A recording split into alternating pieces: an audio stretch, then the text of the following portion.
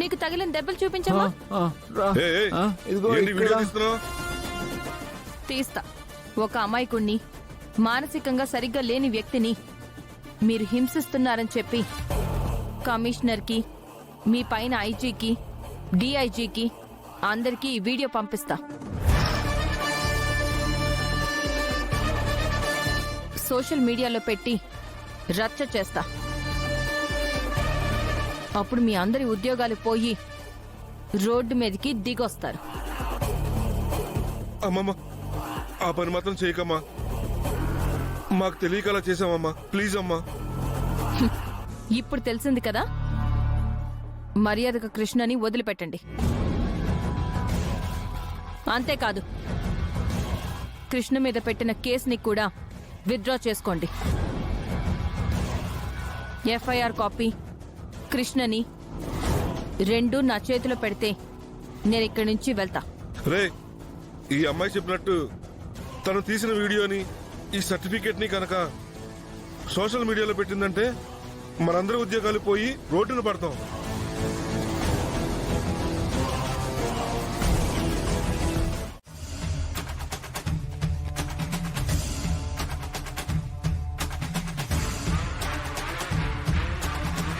ఏరా ఆనంద్, నేను చెప్పాను కదా ఆ పెద్దయినా దొంగతనం లాంటి చెడ్డ పనులు చేయరు అని. నేను చెప్పిందే నిజమైంది. మంచి పని చేసావు వదినా. ఇప్పుడు గనక మీరొచ్చి నిజం చెప్పకపోయి ఉంటే పాపం కిష్టైన అందరూ దొంగ అని ముద్ర వేసేవారు. అందుకే అనంత్ గారు, నేను స్టేషన్కి వెళ్లి కిష్టయ్య ఏ తప్పు చేయలేదని కేసు కొట్టేయించి మరీ తీసుకొచ్చాను.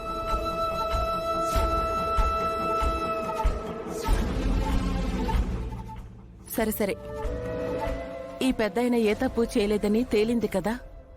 కిట్టయ్య, నువ్వు వెళ్ళి విశ్రాంతి తీసుకో. అలాగే అమ్మా, చాలా థ్యాంక్స్.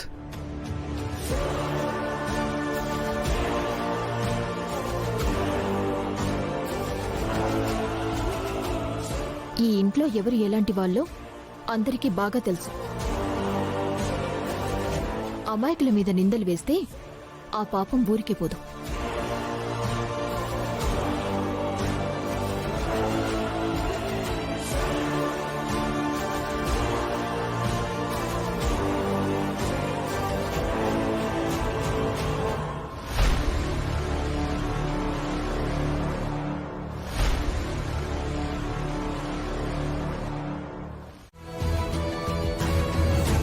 కిట్టయ్య,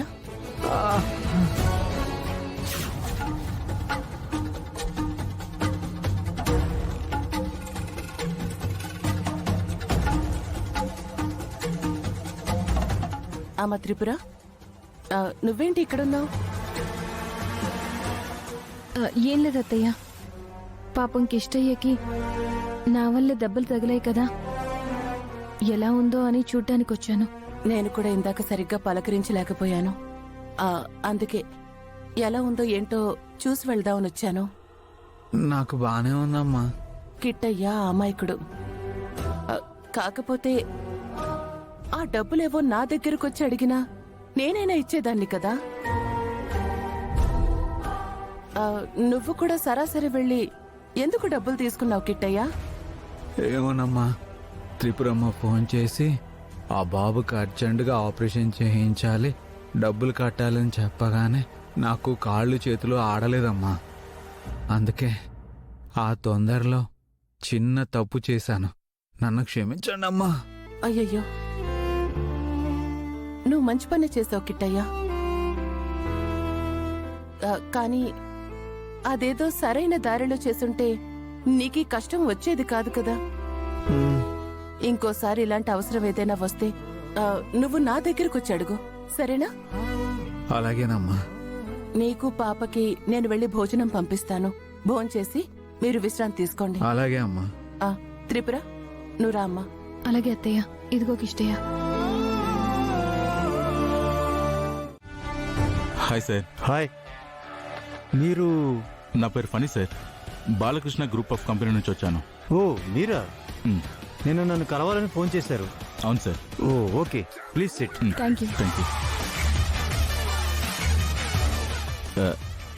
తను నా వైఫ్ పేరు Urvashi. Hi. Hi, hello sir. Hello ma'am. తను నా వైఫ్, పేరు వనజ. హాయ్. Hello ma'am. చెప్పండి, నన్ను కలవాలని ఎందుకు అనుకున్నారు? ఏం లేదు సార్, మీతో టైఅప్ అవుదామని మీకు ఫోన్ చేశాను. మీరు ఇన్వెస్ట్ చేయడానికి ఇంట్రెస్ట్గా ఉన్నారని తెలిసి మిమ్మల్ని సంప్రదించాను సార్. మీ అన్నయ్య బాలకృష్ణ మంచిగా ఉన్నప్పుడు మీ కంపెనీలో నేను ఇన్వెస్ట్ చేయడానికి వచ్చాను.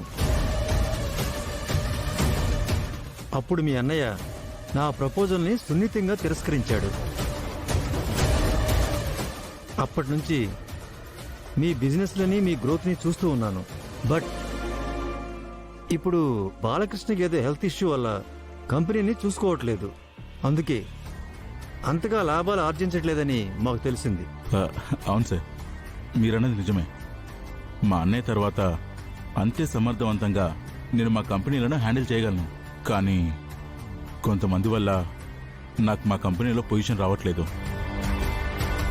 మీరు గనక మా కంపెనీలో మేజర్ షేర్స్ తీసుకుంటే మీ సపోర్ట్తో నేను చైర్మన్ అవుతాను.